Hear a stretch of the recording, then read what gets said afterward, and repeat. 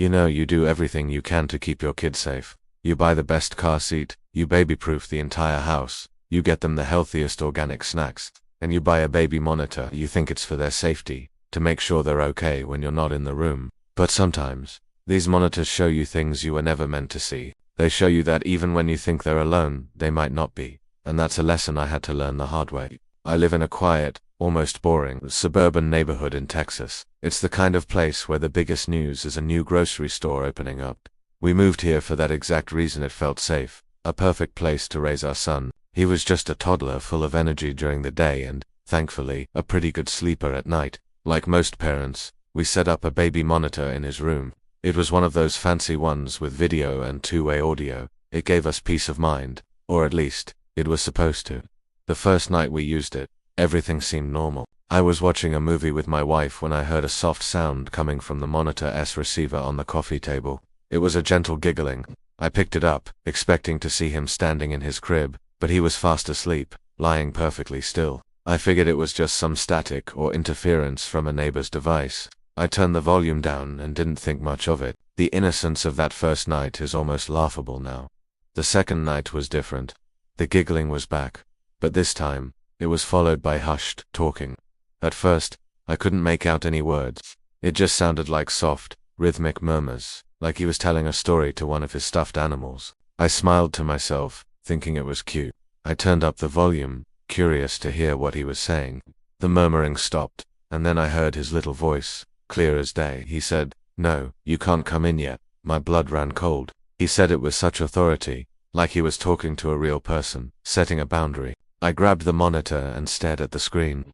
My son was sitting up in his crib facing the empty corner of the room. There was nothing there, just shadows cast by his nightlight.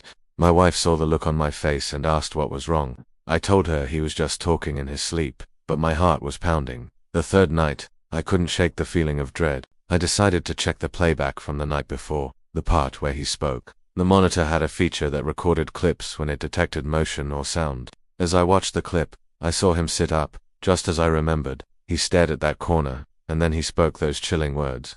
But as I watched it again, on a bigger screen this time, my eyes caught something. Just as he finished speaking, a faint wispy shadow in the corner of the room seemed to recoil. It was almost imperceptible, like a heat haze, but it moved. It wasn't my son's shadow. It wasn't a shadow from the furniture. It was tall, thin, and it was standing right by his crib. I felt a wave of nausea.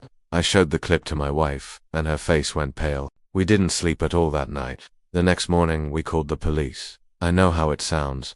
"Hi, officer. I think there's a ghost in my son's room." I felt like a lunatic, but I had to do something. I showed them the video clip. They were professional but skeptical. They searched the entire house, the attic, the crawl space, the yard. They found nothing.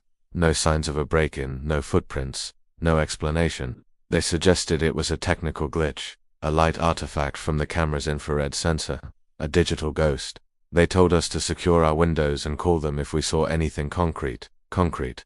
Right. What I saw felt more real than anything. That night, the fourth night, I couldn't stand it anymore. The idea of leaving my son alone in that room was unbearable. My wife wanted to bring him into our bed, but I needed to know what was happening. I told her I would stay in his room. I didn't turn on the lights. I just sat in the rocking chair in the corner, the same corner where I saw the shadow, and I waited. The house fell silent. For hours, nothing happened. My son was sleeping soundly. I started to feel foolish, my eyes heavy with sleep. I must have dozed off for a moment. What woke me was a whisper. It was my son. His eyes were still closed, but he was whispering. "Wait," he said, his voice barely audible. My entire body went rigid.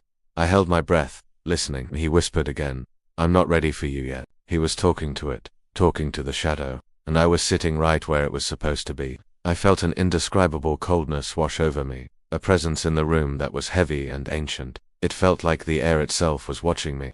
I didn't see anything, but I felt it. I felt it so strongly it was hard to breathe. I didn't move a muscle until the first light of dawn broke through the blinds. The moment the sun was up, I grabbed my son, and we left the room. We never turned that monitor on again. We packed it up and put it in a box in the garage. Some things are better left unseen, unheard. I don't know what was in that room with my son. I don't know what it wanted, or what he wasn't ready for, and honestly, I don't want to know. He doesn't remember any of it now. He sleeps through the night. No more giggling, no more whispering to the shadows.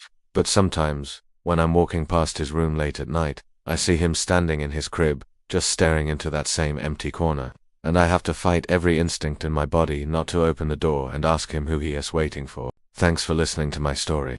If you have any similar experiences, I'd be interested to hear them in the comments below. Stay safe, and maybe think twice before you turn on that baby monitor tonight. Don't forget to like and subscribe for more stories like this one.